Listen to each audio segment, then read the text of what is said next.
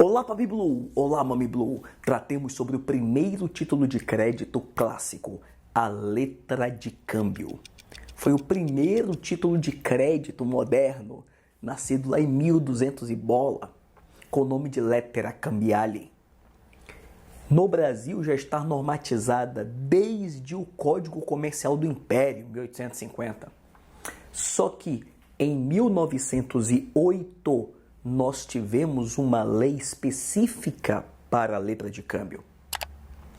Em 1930, o Brasil participou de uma convenção em Genebra, que junto com outros países unificaram, padronizaram normas sobre letra de câmbio. Essa convenção só foi internalizada completamente no Brasil em 1966, com a edição do Decreto de 66. Então, nós temos duas leis sobre letras de câmbio vigendo no Brasil, uma de 1908 e outra de 1966. Tem aspecto que está legislado em uma lei e não está na outra. E sempre que o mesmo aspecto está nas duas leis, vige o critério que der maior direito para os envolvidos, ou então critério cronológico, lei mais nova revoga a lei mais antiga naquele aspecto. Essa lei mais antiga, de 1908, ela é chamada lei interna, ou simplesmente LI. Já o decreto de 1966, os dois são decretos, o decreto de 1966 é chamado Lei Uniforme de Genebra, LUG, ou simplesmente LU, Lei Uniforme. Então, é comum você ouvir do seu professor a LI e a LU. LI, Lei Interna, 1908, e LU, Lei Uniforme, de 1966. As duas coexistem. Essas leis tratam sobre dois títulos de crédito, a letra de câmbio e a nota promissória. Óbvio, vamos ficar nesse vídeo aqui na letra de câmbio. A letra de câmbio é uma ordem de pagamento, ou seja, tem três polos cambiários. Aqui, ó, tem o sacador, o sacado e o beneficiário. É um título de crédito não causal, ou seja, pode ser emitido para qualquer tipo de dívida que envolva dinheiro. É um título de crédito de modelo livre. Basta que tenha os requisitos que as leis mandam para ser letra de câmbio. Não tem formato do papel, não tem formato da cártula. Você está vendo aí, olha, algumas letras de câmbio que já vêm prontas para serem preenchidas, mas se pode escrever letra de câmbio. Os elementos que deve ter numa letra de câmbio são o nome letra. Porque a lei interna manda que tenha letra de câmbio, mas a lei de 66 só determina que tenha a palavra letra. Deve ter também a ordem para pagar, o valor a ser pago, o nome do sacado, época do pagamento, que é o vencimento, lugar do pagamento, o nome do emitente, a data de emissão e a assinatura do emitente, que é a assinatura do sacador. São esses os elementos de uma letra de câmbio.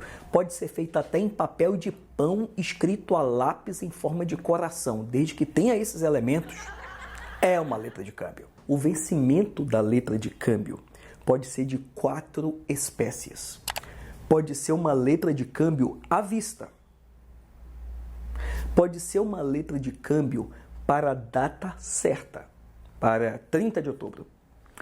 Pode ser a tanto tempo da emissão, então daqui a 40 dias. Ou pode ser a certo termo da vista. Significa que vai começar, olha, a 40 dias da vista. Quando o sacado der o aceite, é que começa a contar o vencimento, aqueles 40, quantos dias forem. Isso é chamado a certo tempo da vista ou a certo termo da vista. Então, os 4 vencimentos de uma letra de câmbio são a vista, data certa, certo tempo da data, que é quando é da emissão a tantos dias, ou certo tempo da vista, que é do aceite a tantos dias. Se por um acaso a data de vencimento estiver em branco, significa que é à vista. Pode ser emitida em qualquer moeda, nacional ou estrangeira. pode ser assinada até em branco, desde que seja preenchida depois, de acordo com a boa-fé da avença do contrato do que foi acordado. Não tem problema. Pode ser ao portador ou não, pode ser ao portador nominativa, e só pode prever um pagamento. Não existe letra de câmbio para pagamento parcelado, tem que ser pagamento em ato único. O valor a ser pago, tanto o valor numérico quanto em extenso. Se tiver divergência quanto ao valor numérico e extenso, vale o valor em extenso. E se por um acaso tiver mais de um valor numérico e mais de um valor extenso, vale o valor menor dentre eles. Tratando sobre a emissão da letra de câmbio, é um título tão versátil que pode tanto ser do modo clássico, alguém emite uma ordem para alguém cumprir em favor de alguém, 3 pessoas envolvidas, como ela pode até ser transformada em uma nota promissória, só com 2 pessoas. Então, olha só, as leis permitem que eu assine como sacador e como sacado e entregue a letra de câmbio para você. Nesse caso, eu estou prometendo pagar uma quantia para você, igual uma nota promissória. A lei permite. Ou então a lei permite que eu preencha, eu como sacador e beneficiário, e entregue para você assinar como sacado. Nesse caso, você estará prometendo pagar um valor para mim. Essa é a versatilidade de uma letra de câmbio. E como tem lei, aliás 2, ele é um título próprio. Difere do título impróprio, que é aquele que não tem lei prevendo. Isso é a parte da emissão, do saque de uma letra de câmbio. Conversemos sobre o aceite. Bom, o aceite é dado por uma assinatura que é promovida pelo sacado. Pode ter mais de um sacado. O aceite pode ser puro, pode ser modificativo. Pode aceitar total ou parcial para pagar no outro local. Isso é plenamente possível. Uma lei não deixa, mas a outra deixa. Existe algo chamado prazo de respiro.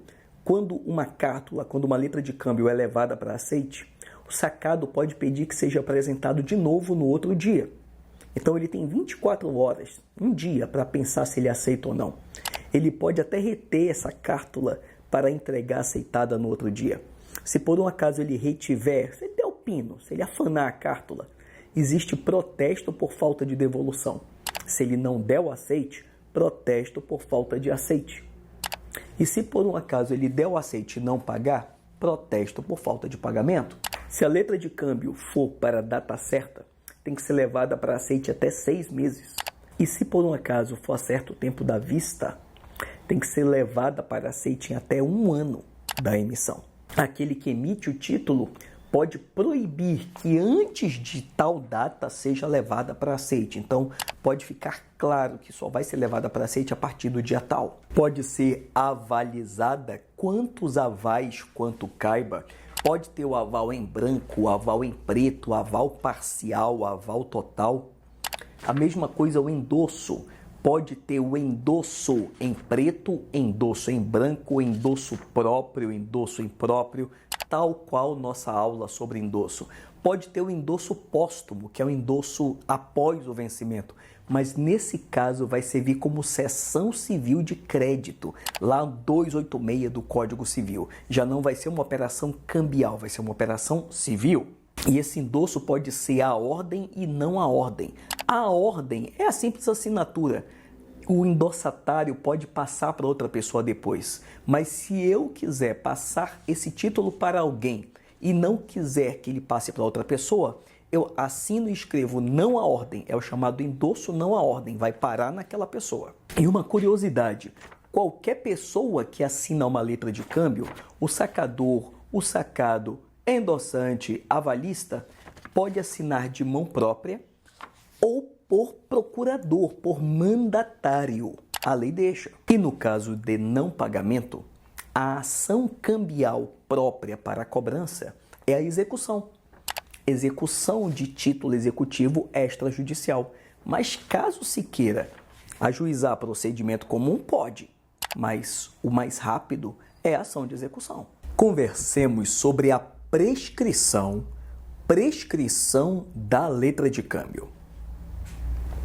Prescrição é o prazo de duração da pretensão. Quando uma letra de câmbio não é paga, qual é o prazo para executar os devedores?